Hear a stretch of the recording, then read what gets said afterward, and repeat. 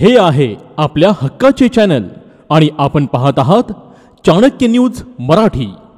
Janubai city phase 1 घेऊन येत आहे सुमारे 7 एकर क्षेत्रफळ असणारा कलेक्टर एने प्लॉटचा भव्य प्रकल्प। हीच ती वेळ योग्य प्लॉट घेण्याची। फलटण पासून 4 किलोमीटर अंतरावर निसर्गरम्य वातावरणात सर्व सुखसोयी युक्त प्लॉट। Janubai city phase 1। आमचा पत्ता जाधववाडी झिरपवाडी रोड, गुंडगे तालीमच्या शेजारी। संपर्क क्रमांक अमोल सस्ते 87 93 29 91 49 आणि मंगेश खंदारे 70 38 55 72 18। 5:15 वाजलेले आहेत। मोजून 35 मिनिटांमध्ये पुढची सभा संपवायची आहे। आपल्याला या ठिकाणी मार्गदर्शन करण्याकरता उपस्थित असणारे या दुष्काळी भागाचे खऱ्या अर्थाने देव म्हणजेच देवेंद्रजी फडणवीस साहेब, आदरणीय माजी मंत्री विद्यमान आमदार जानकर साहेब, या ठिकाणी मी सर्वांची व्यासपीठावरची माफी मागतो। दौलत नाना आणि बाकी सगळ्यांची व्यासपीठावरची सगळ्या नेते मंडळींची माफी मागतो। आणि माझ्याकडे वेळ खूप थोडा आहे। आदरणीय महादेव जानकर साहेबांना आणि साहेबांना बोलायचं आहे। साहेब, 5 वर्षापूर्वीचा असाच दिवस, फक्त ठिकाण दुसरीकडे होतं आणि हीच वेळ, अशा शेवटची सभा आपण आम्हा सर्वांना जे शब्द दिले होते, या तालुक्याच्या हिताच्यासाठी आपण निर्णय घेतले होते आणि आपल्यावर विश्वास ठेवून फलटण तालुक्यामध्ये सर्व सत्तास्थानं एका बाजूला असताना तालुक्याने मला स्वीकारलं, तालुक्याने मला मताधिक्य दिलं आणि आज 5 वर्षाच्या वचनपूर्तीनंतर आपण आपल्या मार्फत जी वचनं या तालुक्यामध्ये मिळाली, वचन होतं आपलं नीरा देवघरचं काम चालू करू, बारामतीला गेलेलं पाणी वळवू आणि या ठिकाणी रेल्वेचं काम करू। 2च प्रमुख गोष्टीसाठी मागच्या 5 वर्षामधल्या या तालुक्याच्या अपेक्षा होत्या। पण साहेब, आपण दिलं काय? आपण आम्हाला रेल्वे दिली, आपण आम्हाला पालखी महामार्ग दिला, आपण आम्हाला शहरातला रस्ता दिला, आम्हाला फलटण आदरकी मार्ग दिला 300 कोटी रुपयाचा, वारुगडचा रस्ता 300 कोटी रुपयाचा दिला, 50,000 कोटी रुपयाचा ग्रीन कॉरिडॉरचा मार्ग या तालुक्यामधनं जातोय, MIDC नवीन दिली, कोर्ट दिलं, RTO ऑफिस आम्हाला मिळालं। या तालुक्यामध्ये नीरा देवघरवरून भारतातला पहिला जोड कालवा तुम्ही आम्हाला दिला साहेब आणि त्याचं काम आता संपत आलेलं आहे। पुढच्या महिनाभरामध्ये 57 गावं या तालुक्यामधली, ज्यांना आता 4 मईचा फक्त दोंबलकडी होती, ती आता 8 मईवर आपल्या कृपेमुळे जाणार आहे। मग आम्ही मागितलं होतं फार थोडं, पण आमची फलटण पुणे रेल्वे चालू व्हावी, फलटण पुणे चालू झाली आणि आदरणीय प्रधानमंत्र्यांच्या हस्ते मागच्या आचारसंहिता चालू व्हायच्या आधी फलटण बारामती रेल्वे पण या ठिकाणी त्याचं भूमिपूजन झालं। आम्ही देव मागतो 1 डोळा आणि आम्हाला 2 डोळे मिळतात, त्या पद्धतीने तालुक्याने आपल्यावर विश्वास ठेवला आणि आपण जे शब्द दिले त्या शब्दाची खरोखर वचन, कागदावर नाही तर खरोखर वचनपूर्ती झाली। नीरा देवघरचं काम आता फलटण तालुक्यामध्ये 20 किलोमीटरपर्यंत आलेलं आहे साहेब। दोंबलकडीचं काम संपलंय, कोर्ट प्रत्यक्षात चालू झालं, RTO ऑफिस प्रत्यक्षात चालू झालं, MIDCचं हस्तांतर झालं। या तालुक्याला अपेक्षा नव्हती एवढी विकास कामं। या शहरामधला एकही रस्ता राहिला नाही। ज्या शहरामध्ये आपण बसलोय ही छत्रपती शिवाजी महाराजांची सासूरवाडी, या सासूरवाडीमधला माझा एकही रस्ता खराब राहिला नाही। सर्वच्या सर्व रस्ते राज्य सरकार आणि केंद्र सरकारच्या माध्यमातून आपण पूर्ण केले।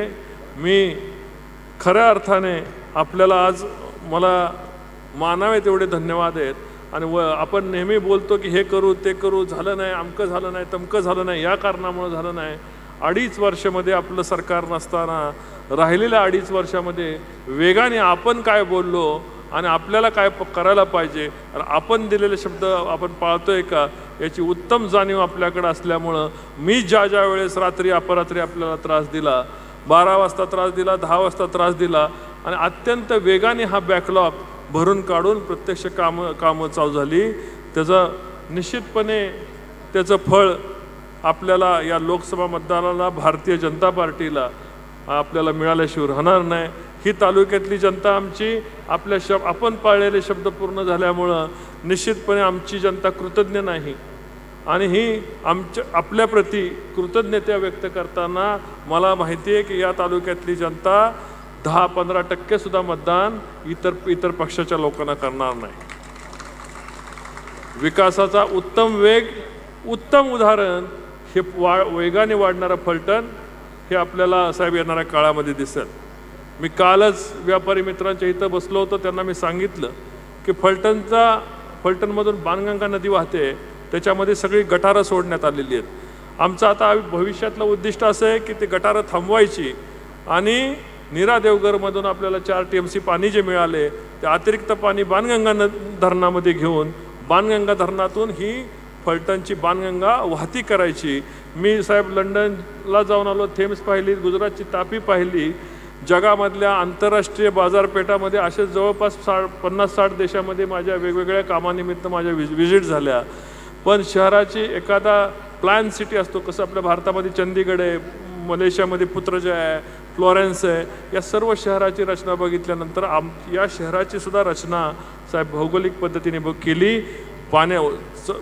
गटराचं पाणी कुठं गेलं पाहिजे, लोकांना आरोग्याला मिळणारं शहराला पाणी कसं मिळालं पाहिजे, कुठं अग्निशामक दल पाहिजे, पोलीस स्टेशनचा कंट्रोल कसा पाहिजे, CCTVचा कंट्रोल कसा पाहिजे, तुमचा प्रजन्यमान असल्यानंतर काय होतं, उत्तरायण आल्यानंतर झाडं कुठं लावली पाहिजे, दक्षिणायन असल्यानंतर त्याचे फायदे कसे होणार आहे, दुर्गंधीचा वास फिल्टर स्टेशन कुठं केली पाहिजे, दुर्गंधीचा वास शहरामध्ये नाही आला पाहिजे, STP कुठं असला पाहिजे, ETP कुठं असला पाहिजे, फिल्ट्रेशन प्लांट कसे असले पाहिजेत, भौगोलिक गटाराची रचना कशी असली पाहिजे, इतंभूत या शहराचा या तालुक्याचा नकाशा कंट्रोल पद्धतीने येणारा पावसाचा थेंब कुठं अडवला पाहिजे आणि त्याचा वापर कसा केला पाहिजे, या संपूर्ण शहराचा मॉडेल प्लॅन साहेब आपण तयार करून घेतलेला आहे।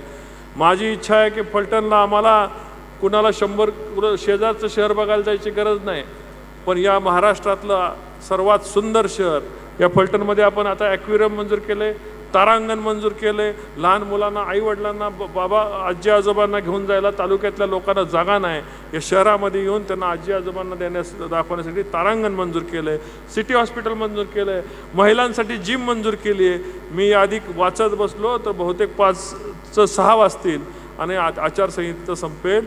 मी एवढंच सांगतो साहेब, मी इथं कुणाला हरवण्यासाठी नाही, कुणाला जिरवण्यासाठी नाही, या तालुक्यामधल्या लोकांनी माझ्यावर विश्वास ठेवला आहे आणि आंधळा विश्वास ठेवला आहे की हा पोरगा करून दाखवणार आहे आणि सत्तेच्या पलीकडे जाऊन शेजारी आमच्या इथून 7 किलोमीटर पलीकडे जाऊन बारामती आहे, त्या बारामतीकरांना सुद्धा बाजूला ठेवून आणि ज्ञात अज्ञातपणे फलटणचे आमचे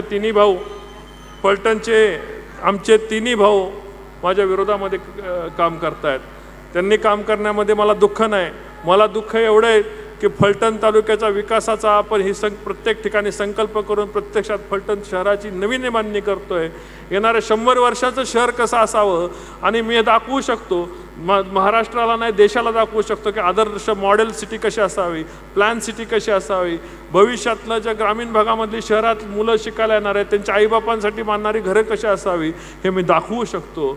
काही लोक माझं अस्तित्व पुसण्यासाठी रोज प्रयत्न करतात, अरे बास प्रेम कळलं मला बोलून दे, शहराचा लोकांच्या माझं अस्तित्व पुसायचा प्रयत्न करतायत।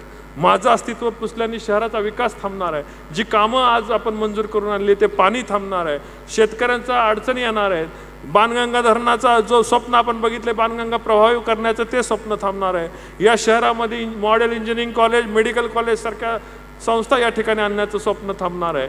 मलाही माहिती आहे की कोण कुठं कायमस्वरूपी नाही, पण स्मशानभूमीमध्ये या फलटणच्या स्मशानभूमीमध्ये मला नेताना स्मशानभूमीची राख कुठं उडू नये, चांगली स्मशानभूमी असावी। मरण्यापूर्वी आपण मृत्यूपूर्वीच्या जाण्यापूर्वी ज्या शहरामध्ये माझी कर्मभूमी आहे, ज्या शहरात माझी जन्मभूमी आहे, या जन्मभूमीचं दायित्व मला फेडण्याची संधी मला फलटण शहराने द्यावी।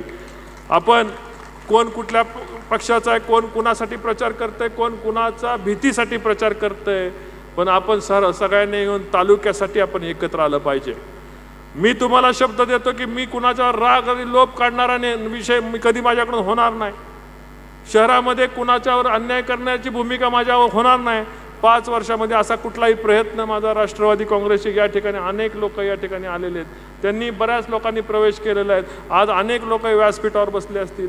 मी जर चुकीच्या पद्धतीने लोकांना वागणूक दिली असती तर ही जनता पाठीमागं नसती आणि येणारा निकाल पाठीमागं नसता. सर्वसामान्य लोकांच्या गोरगरिबांच्या मुलासाठी नाईकबोंबवाडीची MIDC उभी करायची, तिथं औद्योगिक जाळं करायचं आणि इंडस्ट्रियल पोटेन्शियल असणारं एक शहर, औद्योगिक शहर, ऐतिहासिक वारसा असणारं शहर पुन्हा नव्याने उभं करायला मी निघालोय, पुनश्च हरिओम करायला निघालोय. आणि महाराष्ट्रामध्ये, देशामध्ये अशा प्रकारचा चांगला तालुका, दळणवळणाच्या साधनाने संपन्न असणारा तालुका, रेल्वे, एअरपोर्ट, विमानतळ, हेलिपॅड्स, इंडस्ट्रियल डेव्हलपमेंट या सगळ्या गोष्टींनी युक्त असणारा माझा फलटण हा मतदारसंघ या देशाच्या पटलावर मी करायला निघालो आहे.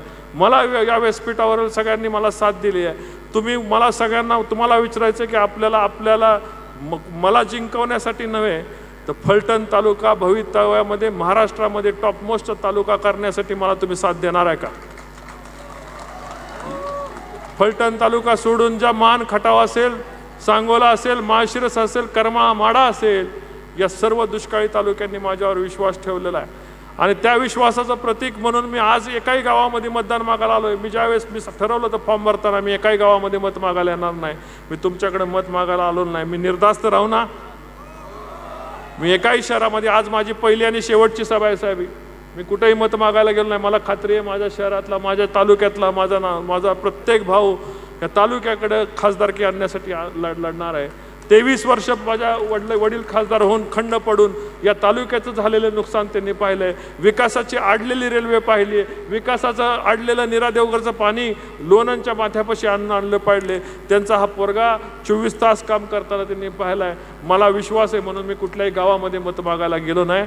साहेब, मी आपल्याला या ठिकाणी मी आश्वस्त करतो, या तालुक्यातली जनता या माढा मतदारसंघाच्या संपूर्ण विकासासाठी आणि संपूर्ण दुष्काळी भागाच्या विकासासाठी एकमुखी, एका ताकदीने, एका शक्तीने गट तट सोडून आपल्याला उभा राहणार आहे, एवढाच शब्द मी या ठिकाणी देतो. आणि जे लोक माझ्या विरोधामध्ये प्रचार करतायत, ज्या लोकांना साहेबांना शब्द देऊन, साहेबांचे फायदे घेऊन 200, 150 कोटी रुपये मंजूर करून जी लोक चुकीच्या पद्धतीने काम करतायत, चुकीचा प्रसार करतायत, मला गाडण्याचा, मला संपवण्याचा प्रयत्न करतायत, मी संपून या तालुक्याचा विकास संपणार आहे. मला त्यांनाही सांगायचं आहे, मला संपून तुमचा फायदा नाही, तुमचा तोटा आहे. तुमच्याही भविष्यातल्या पिढीसाठीचं काम हा रणजितसिंह निंबाळकर उभा करायला निघाला आहे.